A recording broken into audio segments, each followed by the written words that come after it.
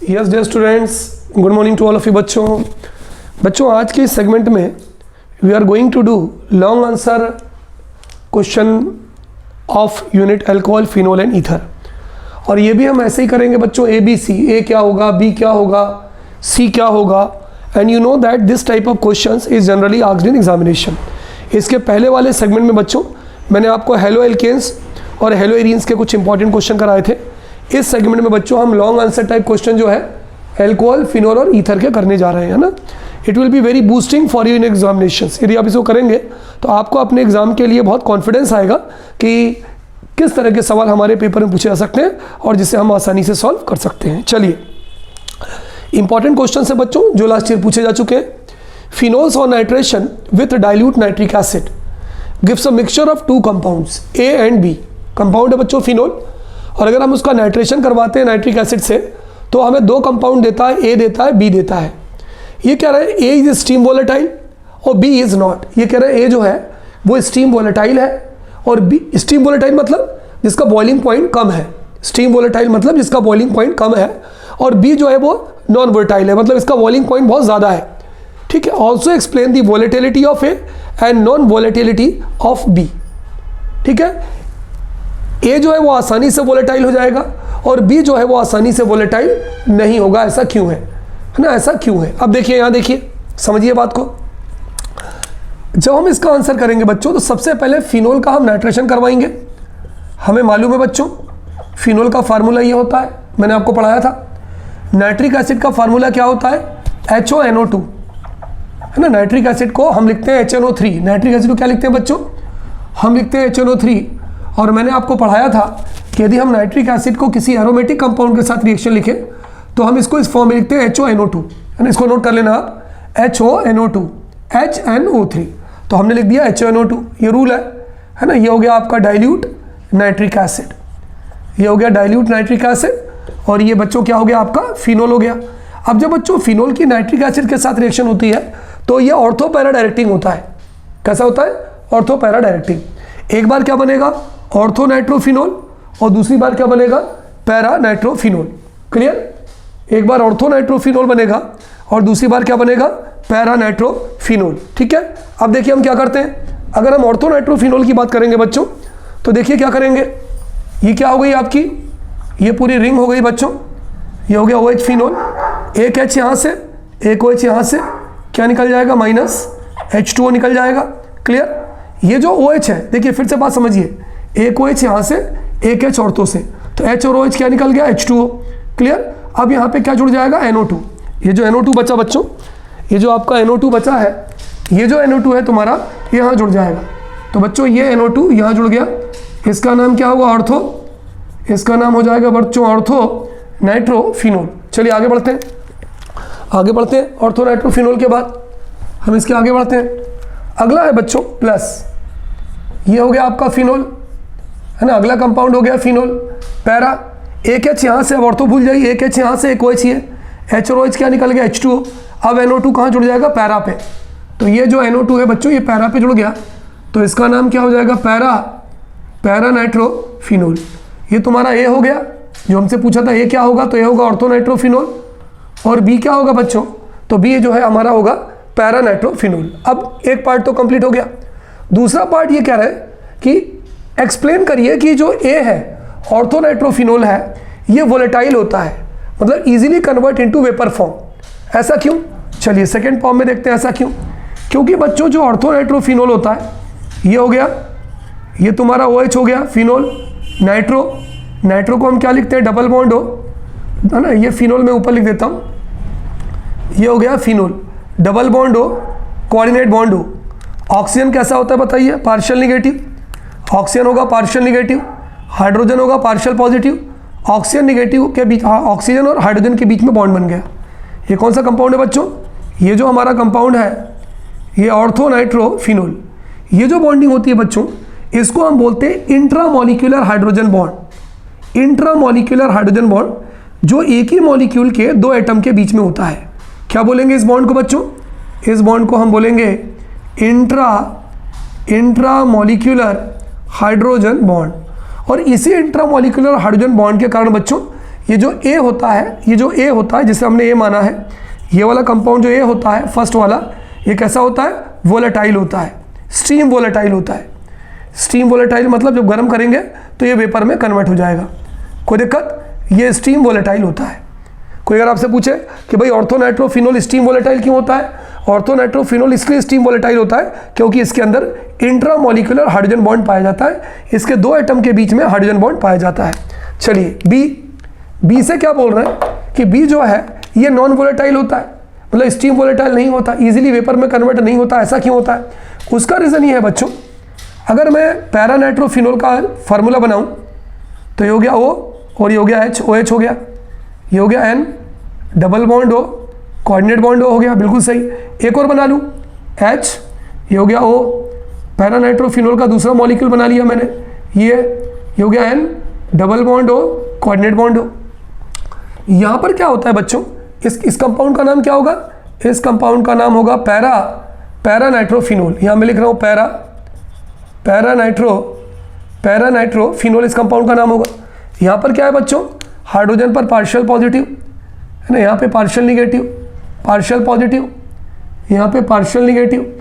अब क्या होगा, एक का पॉजिटिव दूसरे के निगेटिव के साथ बॉन्ड बना लेगा, एक का पॉजिटिव दूसरे के निगेटिव के साथ बॉन्ड बना लेगा, ठीक है। ये जो बॉन्ड होता है बच्चों, इसे हम बोलते हैं इंटरमॉलिक्यूलर हाइड्रोजन बॉन्डिंग। क्या बोलते हैं बच्चों? इसे हम बोलते हैं इंटरमॉलिक्यूलर हाइड्रोजन बॉन्डिंग, जो पैरानाइट्रोफिनोल के डिफरेंट मॉलिक्यूल के बीच में होता है। इसको हम क्या बोलेंगे बच्चों? इंटरमॉलिक्यूलर हाइड्रोजन बॉन्डिंग, जो पैरानाइट्रोफिनोल के डिफरेंट मॉलिक्यूल के बीच में होता है। कोऑर्डिनेट बॉन्ड जब बनेगा ना बच्चों, तो ऑक्सीजन के ऊपर कौन सा चार्ज आ जाएगा? नेगेटिव चार्ज आ जाएगा।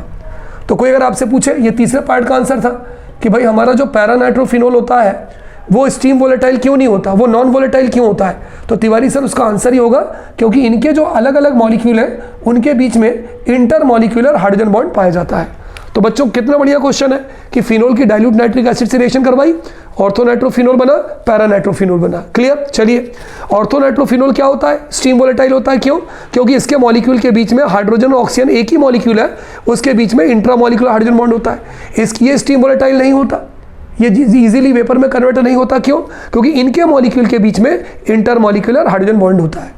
ये ध्यान रखना कि इंटरमॉलिक्यूलर हाइड्रोजन बॉन्ड जो बनेगा वो कोऑर्डिनेट वाले ऑक्सीजन के बीच में और हाइड्रोजन के बीच में बनेगा। Any problem? चलिए नोट कर लीजिए बच्चों, बहुत इंपॉर्टेंट क्वेश्चन है। चलिए बच्चों, तो हमारा क्वेश्चन है बच्चों, इनऑर्गेनिक कंपाउंड है on treatment with chloroform and KOH gives 2 compound B and C।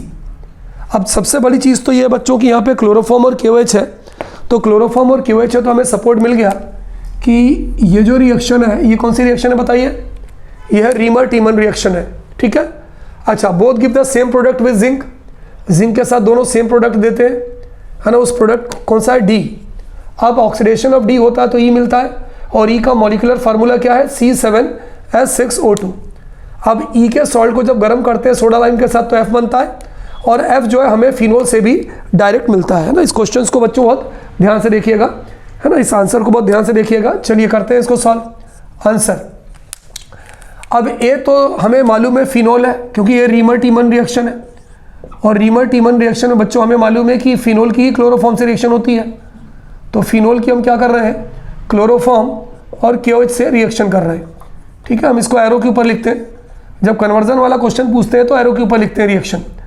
अब बच्चों जब फिनोल की क्लोरोफॉर्म और KOH से रिएक्शन होती है तो होता क्या है, देखिए ध्यान से सुनिएगा। एक ऑर्थो पैरा, ये ऑर्थो पैरा डायरेक्टिंग है, ध्यान दीजिए। हम यहाँ पे एक ऑर्थो और पैरा क्यों बना रहे हैं? क्योंकि हमसे यहाँ पे 2 प्रोडक्ट पूछा है, एक B पूछा और एक C पूछा है। जनरली हम एक ही ऑर्थो प्रोडक्ट लिखते हैं हम जब भी रिएक्शन लिखते हैं, लेकिन हमसे दोनों पूछा है। यहाँ से H निकल गया बच्चों, बहुत ध्यान से देखिएगा। यहाँ से इस वाली पोजीशन से ऑर्थो से H निकल गया, जब H यहाँ से निकल गया तो एक CH और एक O यहाँ जुड़ जाएगा, तो ये क्या बन जाएगा? ये बन जाएगा आपके, ये रिंग हो गई, ये OH हो गया और ये हो गया CHO। इसका नाम है ortho hydroxy benzaldehyde. Ortho hydroxy बच्चों इसका नाम है ऑर्थो हाइड्रोक्सी बेंजल्डिहाइड। ये जो है आपका, ये कंपाउंड A है, सबको मालूम है कंपाउंड A का नाम फिनोल है। ये ऑर्थो हाइड्रोक्सी बेंजल्डिहाइड है। क्या क्या निकलता है बच्चों मालूम है? 3Cl और 3K। यहाँ पे अगर हम इसको बैलेंस करें तो यहाँ पर हम 3 लगा सकते हैं, तो -3KCl निकलता है। और अगर पानी की बात करें तो एक हाइड्रोजन यहाँ से ये निकला और 3 ये 4 हाइड्रोजन है, यानी 2 जो है पानी का मॉलिक्यूल निकलता है। अब आप कुछ मत करिए, जो आपने ऑर्थो पे लिखा था वही चीज़ पैरा से कर दीजिए, यानी ये CHO पैरा से जोड़ दीजिए। तो हमने ये ले लिया, ये रिंग ले लिया, ये OH हो गया, ये CH हो गया, है ना। इस कंपाउंड का नाम क्या होगा बच्चों हमारा? इस कंपाउंड का नाम होगा पैरा हाइड्रोक्सी बेंजल्डिहाइड, है ना। ये था हमारा, ये वाला कंपाउंड कौन सा था? वो तो ये था, ये हमारा कंपाउंड ए हो गया। अलग कलर से कर दें ताकि दिक्कत नहीं होगी। ये हमारा कंपाउंड ए हो गया, ये वाला कंपाउंड बी हो गया और ये वाला कंपाउंड हमारा सी हो गया। ये H से H वो था जो यहाँ से निकला था, मैंने बताने के लिए आपको बोला था। अच्छा, अब ये जो दोनों कंपाउंड है बच्चों, इन दोनों कंपाउंड का both give the same product with zinc dust. अगर इन दोनों की बच्चों हम जिंक से रिएक्शन करवा दें, जिंक डस्ट, है ना, जिंक डस्ट से रिएक्शन करवा दें, तो जिंक क्या करता है? ऑक्सीजन से रिएक्ट करता है बच्चों। ये जो जिंक है ये ऑक्सीजन से रिएक्ट करता है और ऑक्सीजन से रिएक्ट करके क्या निकालता है? ZNO। क्या निकल जाता है? ZNO। जब ये जिंक ऑक्साइड निकल जाता है तो H अंदर चला जाता है, यहाँ भी ZNO बनेगा, H अंदर चला जाएगा। तो हमारा जो मेजर प्रोडक्ट है बच्चों यहाँ पे वो बन जाएगा बेंजल्डिहाइड। जिंक डस्ट से जब हम रिएक्शन करवाएंगे ना तो हमारा जो मेजर प्रोडक्ट है वो हमारा जो प्रोडक्ट बनेगा वो बनेगा बेंजल्डिहाइड। ठीक है, इसको थोड़ा सा दूर लिखते हैं ताकि रिएक्शन में दिक्कत नहीं होगी। तो यहाँ पर हमने लिया जिंक डस्ट, जिंक डस्ट से जब रिएक्शन करवाया तो क्या निकल गया तिवारी सर? ZNO निकल गया। ZNO H अंदर चला जाएगा, यहाँ भी H अंदर चला जाएगा, तो दोनों का कॉमन प्रोडक्ट बनेगा, ये हो जाएगा CHO, है ना। CHO ही बचा, ZNO हो गया, H अंदर चला गया, इसका नाम होगा बेंजल्डिहाइड। ये जो प्रोडक्ट है बच्चों, इस प्रोडक्ट का नाम होगा बेंजल्डिहाइड। और ये है ना, ये है D, नहीं ABC, ये कौन सा प्रोडक्ट हो जाएगा? D। अब क्या बोल रहे हैं? Oxidation of D give C। अब हम इस D का क्या कर दें? ऑक्सीडेशन करवा दें। तो ये O इससे जुड़ जाता है बच्चों, ये जो O है ये CHO से जुड़ जाता है। जब CHO से जुड़ जाएगा तो क्या बना लेगा? देखो ये बना लेगा COOH। इस कंपाउंड का नाम होता है बच्चों बेंजोइक एसिड। क्या नाम होता है? Benzoic acid. अब ये कह रहे हैं द सॉल्ट ऑफ E, ये D है ना, इस वाले का नाम क्या हो जाएगा? इस वाले का नाम E हो जाएगा। अब बोल रहे हैं ये the salt of E on heat. अच्छा देखिए E का फार्मूला भी देख लीजिए, C7H6O2, 1 2 3 4 5 6 7, 7 है, C 7 है, H 6 होगा, गिन लीजिए 1 2 3 4 5 1 6, ऑक्सीजन हो, सेम मॉलिक्यूलर फार्मूला है। अच्छा, salt of E on heating with soda lime. Salt of E मतलब NaOH COOH का अपने को सॉल्ट बनाना है। सॉल्ट बनाने के लिए क्या करते हैं बच्चों? हम इसकी NaOH से रिएक्शन करवा देते हैं, बेस से, है ना। क्यों? क्योंकि आप लोगों ने पढ़ा होगा acid react with base to form salt and water. Acid react with base to form salt and water. तो ये H और ये OH क्या निकल गया? -H2। अब इसका सॉल्ट बन जाएगा, तो ये हो जाएगा COONA। ये एसिड का सॉल्ट बन गया, है ना। द सॉल्ट ऑफ E, ये E है, E का सॉल्ट बन गया on heating with soda lime. बच्चों सोडा लाइम का फार्मूला क्या होता है? सोडा लाइम का फार्मूला होता है NaOH सोडियम हाइड्रोक्साइड और plus calcium oxide. Calcium oxide catalyst का काम करता है और NaOH रिएक्शन में पार्टिसिपेट करता है। अब देखिए क्या निकल जाएगा, ध्यान दीजिएगा, इसमें क्या निकल जाएगा? Na2CO3 निकल जाएगा, है ना। NaOH और ये है COONA, ठीक है। तो क्या निकल जाएगा? Na2CO3, है ना। ये देखिए Na2 और ये निकल जाएगा CO3, है ना, Na2CO3 माइनस Na2CO3। ये जो कैल्शियम ऑक्साइड होता है बच्चों प्लस CaO, ये रिएक्शन में पार्टिसिपेट नहीं करता। अब जब ये Na2CO3 निकल गया तो यहाँ पर केवल क्या बचा? H। ये वाला H, CO से कोई मतलब नहीं है, ये कैटलिस्ट का काम करता है। रिएक्शन में सोडा लाइम, इन दोनों के मिक्सचर को क्या बोलते हैं बच्चों? Soda lime. Soda lime is a mixture of calcium oxide and sodium hydroxide, लेकिन रिएक्शन में केवल सोडियम हाइड्रोक्साइड ही पार्टिसिपेट करता है। तो Na2CO3 निकल गया, H बचा, वो H यहाँ जुड़ जाता है। जब बच्चों ये H यहाँ जुड़ गया तो ये H मतलब बेंजीन ही हो गया, ये रिंग में चला गया, क्योंकि हर कॉर्नर पे एक कार्बन है एक हाइड्रोजन है। अच्छा बेंजीन है। अगर हम बच्चों इस फिनोल की ये जो तुम्हारा बेंजीन बचा इसको हम क्या बोलेंगे F। ये वाला कंपाउंड F है, इस वाले कंपाउंड का नाम क्या है बेंजीन। अच्छा फिर क्या बोल रहे हैं विच में बी ऑब्टेन्ड, ये जो F है विच में B obtained from phenol with zinc, जब फिनोल की जिंक से रिएक्शन होती है। बिल्कुल सही है, ZNO निकल जाएगा, और अगर ZNO निकल जाएगा तो फिनोल बन जाएगा। कितना बढ़िया क्वेश्चन है बच्चों ये सबसे पहले उन्होंने ट्रीटमेंट उससे दे दिया, तो उससे दे दिया तो दिक्कत की बात ही नहीं है, फिनोल है ये बन गया, ऑर्थो पैरा बन गया। अब यहाँ पे दिक्कत ये है कि तिवारी सर हम तो ये मालूम कौन सी रिएक्शन है, आप चाहो तो लिख लो, राइमर टीमन रिएक्शन। ये जो रिएक्शन है आपकी, ये रिएक्शन है राइमर टीमन रिएक्शन है। तो हमें याद ही है कि राइमर टीमन में फिनोल से रिएक्शन होती है। अब ये बी और सी कैसे दिमाग में आएगी, ऑर्थो पैरा डायरेक्टिंग है, क्योंकि यहाँ बी भी पूछा है सी भी पूछा है। दोनों का अगर हम जिंक डक्स्टर करेंगे तो बेंजल्डिहाइड बनेगा, ऑक्सीडेशन करेंगे तो बेंजोइक एसिड बनेगा। फिर ये बोल रहे हैं सॉल्ट ऑफ ई, तो ई का सॉल्ट बनाने के लिए एसिड की बेस से रिएक्शन करना पड़ेगी, तभी तो हमें क्या मिलेगा सॉल्ट। इसकी रिएक्शन हो रही है सोडा लाइम से तो बेंजीन बन रहा है। तो बच्चों ये बहुत इंपॉर्टेंट क्वेश्चन है, may be asked in your examination with in 4 to 5 marks, note कर लीजिए। चलिए बच्चों अगला क्वेश्चन देखते हैं जो एल्कोहल फिनोल ईथर का ही है और मज़ेदार क्वेश्चन है। अ कंपाउंड है फार्मूला C4H10O। अब बच्चों यार सबसे बड़ी चीज़ ये है कि हमें पता कैसे चलेगा कि कौन सा कंपाउंड एलिफेटिक है और कौन सा कंपाउंड एरोमेटिक है। उसके लिए बच्चों एलिफेटिक और एरोमेटिक कंपाउंड का पता लगाने के लिए हम DBE निकालते हैं ना, ध्यान रखना, डबल बॉन्ड इक्विवेलेंस है ना, इसको शॉर्ट में बोलते हैं DBE। DBE क्या कहता है, पहले कोई भी टेट्रावेलेंट कंपाउंड हो माइनस, फिर मोनोवेलेंट कंपाउंड हो उसको 2 से डिवाइड करेंगे, फिर प्लस, कोई ट्राइवेलेंट कंपाउंड हो 2 से डिवाइड करेंगे +1। ये फार्मूला होता है इसका कि double bond equivalence is equal to C - H/2 + N/2 + 1। ये फार्मूला होता है बच्चों। Is it clear? H की जगह कोई भी मोनोवेलेंट ले सकते हो, फ्लोरीन ले सकते हैं, क्लोरीन ले सकते हैं, ब्रोमीन ले सकते हैं, आयोडीन ले सकते हैं।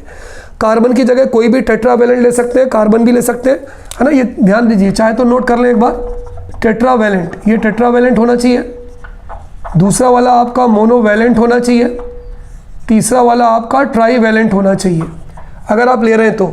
चलिए यहाँ देखते हैं, यहाँ कार्बन है, कार्बन हमारा टेट्रावेलेंट 4 है, माइनस हाइड्रोजन हमारा 10 है तो 10/5, नाइट्रोजन एक भी नहीं है, 0, ट्राईवेलेंट कोई है ही नहीं, और +1 तो हो जाएगा 4 - 5 × 2 = 10 +0 +1। Is it clear? बहुत ध्यान से देखिए, कार्बन कितना है, कार्बन हमारा 4 है, माइनस हाइड्रोजन कितना है, हाइड्रोजन हमारा 10 है, 10/5 +0 +1 तो ये हो गया 4, 4 में से -2 गया 2, और ये हो गया +1 = 3 हो गया। 3 है, इसका मतलब ये एरोमेटिक कंपाउंड तो नहीं है ना। जहाँ भी 3 आता है इसका मतलब वहाँ पर जो है एरोमेटिक कंपाउंड तो पॉसिबल नहीं है, ये ध्यान रखना।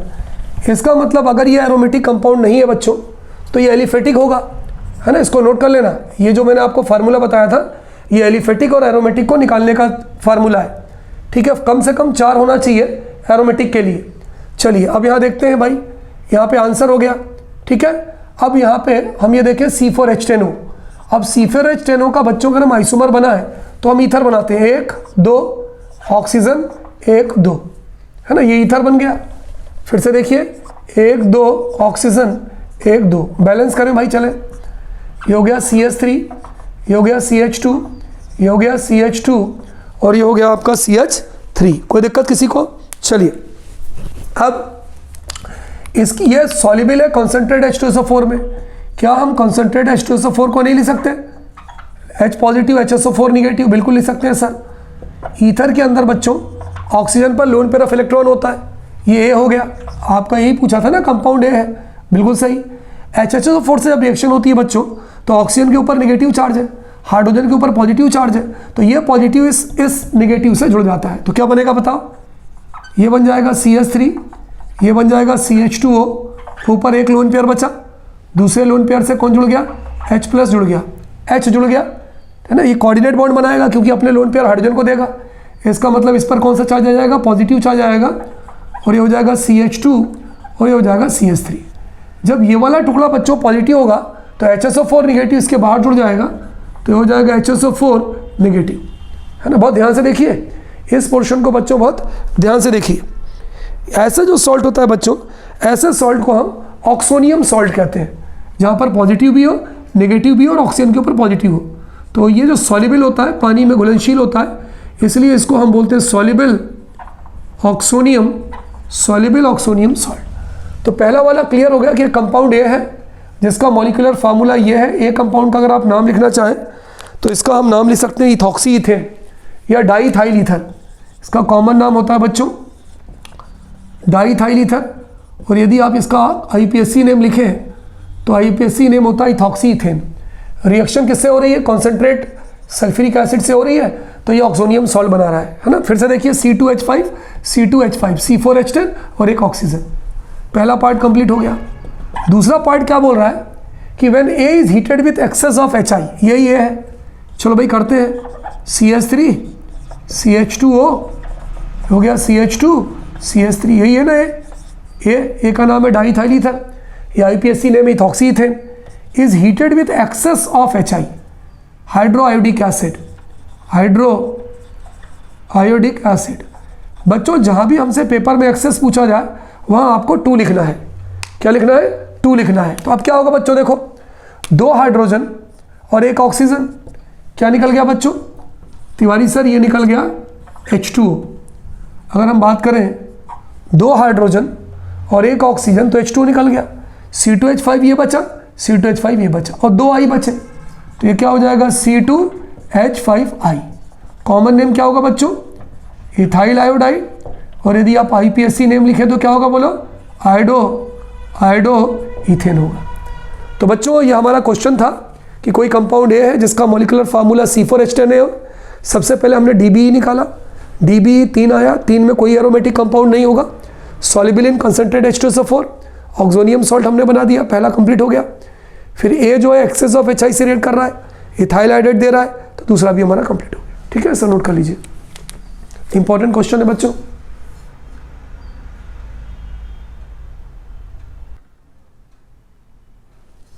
बच्चों हमारा ये अगला क्वेश्चन है, बहुत ही मज़ेदार क्वेश्चन है। एन ऑर्गेनिक कंपाउंड है, एक कोई कंपाउंड है जिसका जो मॉलिक्यूलर फार्मूला हमें दिया गया है, जो मॉलिक्यूलर फार्मूला हमें दिया गया है वो दिया गया है C6H6O, जो कलर देता है FeCl3 के साथ। A रिएक्ट्स विथ CO2 और NaOH, और जिसका एसिडिफिकेशन करने पर C बनता है। C reacts with acetyl chloride D to give a popular painkiller. Write the structure of A, B, C and D। बच्चों ये जो क्वेश्चंस होते हैं, ये क्वेश्चंस आपको क्यों पूछे जाते हैं? ताकि आपने जो चीज़ पढ़ी है वो आपने एलोबरेटेड वे में पढ़ी है कि नहीं पढ़ी है ना। यदि आप किसी चीज़ को एलोबरेटेड वे में पढ़ते हैं तो ये सारी रिएक्शंस आप लोगों के लिए बड़ी आसान होती हैं। अगर आपने फिनोल का टेस्ट किया होगा तो फेरिक क्लोराइड के साथ फिनोल कलर देता है, इसका मतलब ये तो तय है कि ये कंपाउंड फिनोल है। लेकिन फिर भी अगर आपको नहीं मालूम कि ये कंपाउंड फिनोल है तो उसके लिए बच्चों सबसे पहले हम DBE निकालते हैं। मैंने पहले भी आपको बोला था, double bond equivalence, C -H/2 -N/2 +1, ये फार्मूला होता है बच्चों। डबल बॉन्ड इक्वलेंस का ये फार्मूला होता है, चाहे तो नोट करते जाएं। C -H/2 + N/2 +1। हमारा कार्बन कितना? 6 है, हाइड्रोजन 6/2, नाइट्रोजन 1 भी नहीं है, ये +1, ये हो गया 6 -3, 0 हटा दे +1, 3 + 1 = 4। 4 का मतलब होता है एक रिंग है और ट्रिपल बॉन्ड है। इसका मतलब ये वाला जो हमारा कंपाउंड है वो एरोमेटिक है ना। इसको नोट कर लीजिए, मैं मिटा दूंगा। इसका मतलब ये जो हमारा कंपाउंड है ये एरोमेटिक है। बिल्कुल सही तिवारी सर, ये एरोमेटिक हो गया। लेकिन यहाँ पर एक O है और O से अगर मैं OH जोड़ दूँ तो कंपाउंड कंप्लीट हो जाएगा। 1 2 3 4 5 6 कार्बन, 6 कार्बन है, हाइड्रोजन 1 2 3 4 5 6, क्योंकि यहाँ हाइड्रोजन हुआ नहीं, वैलेंसी 4 है, और एक आपका ऑक्सीजन हो गया। कोई दिक्कत? चलिए आगे बढ़ते हैं बच्चों। तो इस तरह से डबल बॉन्ड इक्वलेंस जो होता है वो हमारे लिए बहुत इंपॉर्टेंट होता है कि जो हमें मॉलिक्यूलर फार्मूला दिया हो वो मॉलिक्यूलर फार्मूला किसका होगा। तो ये तो तय हो गया DBE से कि हमारा जो मॉलिक्यूलर फार्मूला है ये किसका है प्यारे बच्चों? ये हमारा मॉलिक्यूलर फार्मूला फिनोल का है। कितनी प्यारी रिएक्शन है भाई जो आपको दी है ना। ये हमारा कंपाउंड कौन है? ये हमारा कंपाउंड A है। बताओ भाई A का नाम क्या होगा? तिवारी सर A का नाम फिनोल होगा। अब इन्होंने फिनोल की रिएक्शन दी है, देखो किसके साथ दी है? इन्होंने फिनोल की रिएक्शन दी है CO2 और NaOH के साथ दी है। बच्चों अगर आपको याद हो तो इस रिएक्शन का एक नाम है कोलबेज रिएक्शन। इस रिएक्शन को हम कोलबेज रिएक्शन कहते हैं और कई बार हम इस रिएक्शन को कर चुके हैं, है ना। मैंने आपको बताया हुआ है रिएक्शंस में कोलबेज रिएक्शंस का जो मेन प्रोडक्ट होता है बच्चों वो ये बनता है ना। मैं डायरेक्ट लिख रहा हूँ, ये हो जाएगा आपका ONA और ये हो जाएगा ये हो जाएगा OH फिनोल है, ये हो जाएगा OH और ये हो जाएगा COONA, है ना। इसको हम बोलते हैं सोडियम सैलिसिलेट। क्या बोलते हैं बच्चों? Sodium salicylate. आपको मालूम है ये कौन सी रिएक्शन है? ये रिएक्शन है कोलबेज रिएक्शन। ये कंपाउंड A है, ये वाला आपका कंपाउंड कौन सा कंपाउंड बन गया? B बन गया। एक बार बच्चों को प्रॉब्लम हो रही है कि सर ये आया कैसे, थोड़ा सा हमारी मदद कर दें। देखो बच्चों कैसे आया, डायरेक्ट बता रहा हूँ मैं, आप ज़्यादा दिमाग मत लगाइए। OH का तो OH ही है ना, OH का तो OH ही है। ये COO यहाँ आ जाएगा, COO यहाँ आ जाएगा और COO से एक Na जुड़ जाएगा तो ये हो जाएगा COONA सोडियम सैलिसिलेट। ये कंपाउंड बन गया आपका B। Which on acidification give C। हम इसकी एसिडिफिकेशन कर रहे हैं, HCl से रिएक्शन करवा रहे हैं भाई। HCl से रिएक्शन करवाते हैं, एसिडिफिकेशन हो रहा है। क्या हो रहा है यहाँ पे? एसिडिफिकेशन। जब HCl से रिएक्शन करवाया तो क्या निकल गया बच्चों? NaCl निकल गया, ये H जुड़ गया, H यहाँ जुड़ गया, है ना, H जुड़ गया। ये देखो ये रिंग हो गई, ये OH हो गया और ये हो गया COOH, है ना, NaCl निकल गया। इस कंपाउंड का नाम होता है बच्चों सैलिसाइक्लिक एसिड, है ना। मैंने आपको पढ़ाया था इस कंपाउंड का नाम होता है सैलिसाइक्लिक एसिड या ऑर्थो हाइड्रोक्सी बेंजोइक एसिड, है ना, कुछ भी नाम ले सकते हो। सैलिसाइक्लिक एसिड लिख दो तो भी सही है। इसका एक और नाम होता है, मैं यहाँ ऊपर लिख देता हूँ, ऑर्थो हाइड्रोक्सी बेंजोइक एसिड भी बच्चों इसका नाम होता है। अब क्या बोल रहे हैं? ये कह रहे हैं कि अगर इस C की, ये कौन सा कंपाउंड बन गया? C, वो A बन गया। इसको ब्लैक कलर से लिख दें ताकि आपको प्रॉब्लम नहीं होगी ABC देखने में, तुरंत के तुरंत आपको दिखाई देगा। ये तुम्हारा A है था, ये वाला तुम्हारा B है बच्चों और ये आपका C है। अब ये कह रहे हैं कि अगर ये C की हम एसिटाइल क्लोराइड से रिएक्शन कर दें तो D बनता है जो पेन किलर है। चलो भाई एसिटाइल क्लोराइड से रिएक्शन करते हैं, CH3COOH, ये होता है बच्चों एसिटिक एसिड। H हटा दिया, एसिटाइल हो गया, Cl जोड़ दिया, एसिटाइल क्लोराइड हो गया। अब क्या होता है बच्चों, जब ये सैलिसाइक्लिक एसिड एसिटाइल क्लोराइड से रिएक्ट करता है तो फिनोल वाला जो H है वो इससे रिप्लेस हो जाता है और यहाँ निकल जाता है -HCl। चलो भाई जब ये -HCl निकला तो क्या बचा? बड़ा मज़ेदार प्रोडक्ट बनेगा बच्चों। मैं इसको इधर मोड़ देता हूँ क्योंकि वहाँ आ नहीं पाएगा। चलिए अब देखिए प्रोडक्ट क्या बना, सुनिए। ये आपकी रिंग बन गई, वहाँ पे केवल O बचा, O, यहाँ बचा COCH3, तो ये COCH3 O से जुड़ जाता है और यहाँ पर हो जाता है COOH। इसको हम बोलते हैं ऑर्थो एसिटाइल सैलिसाइक्लिक एसिड। अगर आप एक शब्द में इसका नाम लिख सकते हो तो आपने सुना होगा इस दवा का नाम एस्पिरिन। और बच्चों एस्पिरिन को हम क्या बोलते हैं? देखो ये सैलिसाइक्लिक एसिड है, लेकिन सैलिसाइक्लिक एसिड में एसिटाइल का ऑर्थो से जुड़ा है, तो एस्पिरिन का एक और नाम होता है बच्चों ortho acetyl salicylic acid, salicylic acid. ये कौन सा कंपाउंड हमारा बन गया? ये पेन किलर है बच्चों और ये हमारा बन गया D।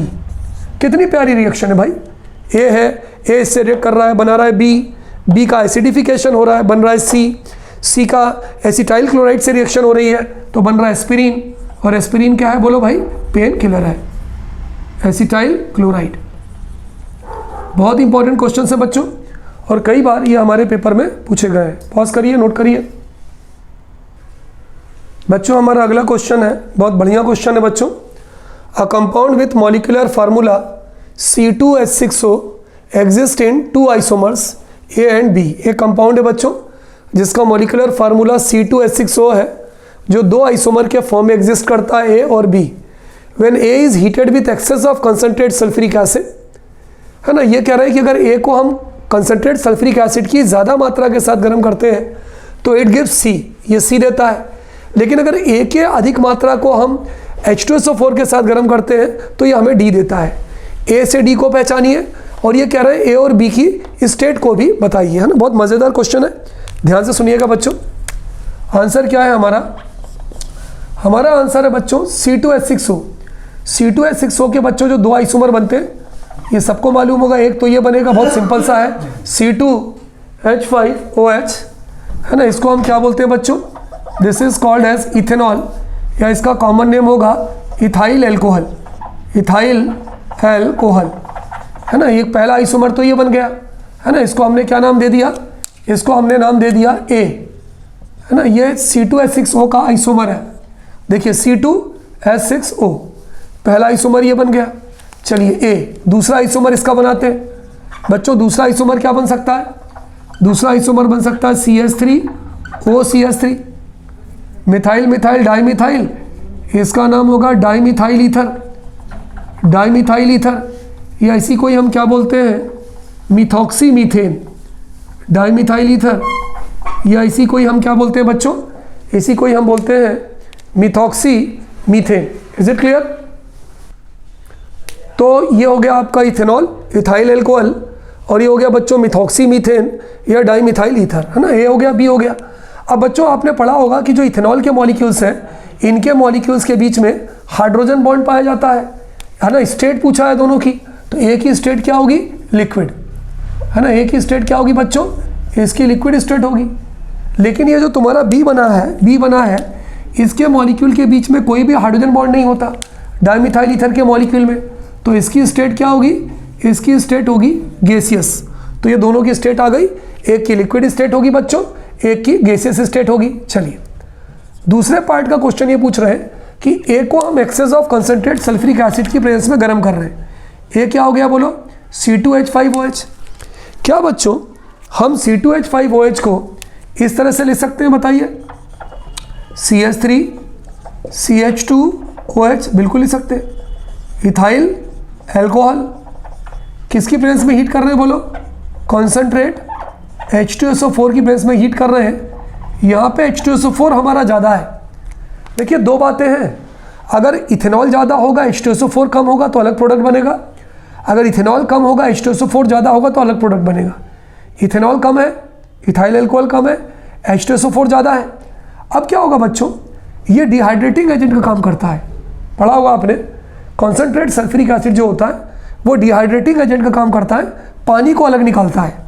तो OH यहाँ से निकलेगा और H यहाँ से निकलेगा, तो क्या बन जाएगा बोलो? H और OH क्या निकल गया बोलो बच्चों? तिवारी सर ये निकल गया H2O, बचा क्या तुम्हारा? ये बचा CH2 single bond CH2। Balance करना है, 2 और 2 4। तो ये जो हमारा मेन प्रोडक्ट बना वो बना ईथीन। चलिए दूसरा भी कंप्लीट हो गया। तीसरा ये बोल रहे हैं when excess of A is heated with concentrate sulphuric acid. तीसरे में उल्टा है, CH3CH2OH एक्सेस में है। अगर ये वाला एक्सेस में होगा बच्चों तो इसके हम 2 मॉलिक्यूल ले लेंगे। चलिए हमने यहाँ लिख दिया C2H5OH, लिख सकते हैं ऐसा भी। इसके हमने 2 molecule C2H5OH। Access of ethanol, इसका नाम क्या है बच्चों? Excess of ethanol. अगर हम इस एक्सेस ऑफ इथेनॉल को बच्चों H2SO4 की प्रेजेंस में हीट करते हैं, है ना, सल्फ्यूरिक एसिड की प्रेजेंस में हीट करते हैं, तो यहाँ पर क्या होगा? देखो यहाँ पर क्या होगा? अगर ये एक्सेस है ना बच्चों, तो इथाइल एल्कोहल के 2 मॉलिक्यूल ले लो, C2H5OH C2H5OH। कैसे पता चलेगा आपको कि इथेनॉल के 2 मॉलिक्यूल लिखना है ना? इथेनॉल के 2 मॉलिक्यूल लेना है, क्योंकि बच्चों ये एक्सेस में है। क्या निकल गया तुम्हारा? H2O निकल गया। देखिए ध्यान से देखिए, ये आपका निकल गया H2O, क्या बचा? C2H5O C2H5, ये बचा C2H5O C2H5। इसका नाम क्या हो जाएगा बच्चों? डाइथाइल ईथर, या इसका IPSC नेम आप क्या लिख लोगे? इसका IPSC नेम आप लिखोगे ethoxy ethane. Is it clear? तो बच्चों C2H6O जो है ये इथेनॉल भी हो सकता है, डाइमिथाइल ईथर भी हो सकता है, ठीक है। इसके 2 कंडीशन है, यदि हम कॉन्सेंट्रेट सल्फ्यूरिक एसिड की अधिक मात्रा लेंगे तो OH और H बीटा से, डिहाइड्रेटिंग एजेंट है, पानी निकल जाएगा। पानी हमेशा OH अल्फा से और H हमेशा बीटा से निकलता है, ईथीन बन जाएगा। लेकिन अगर इथेनॉल एक्सेस में लेंगे तो इथाइल एल्कोहल के हमको 2 मॉलिक्यूल लिखने पड़ेंगे, एक वाटर निकल गया और डाइथाइल ईथर या इथॉक्सी इथेन बन गया।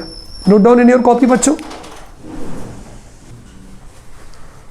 तो बच्चों आपने देखा कि जो लॉन्ग आंसर टाइप क्वेश्चंस थे हमारी इस यूनिट के अल्कोहल फिनोल ईथर के, तो ये जो मेजर आपके क्वेश्चंस थे which has been asked several times in your examination, तो ये मैंने आपको क्लियर कर दिया।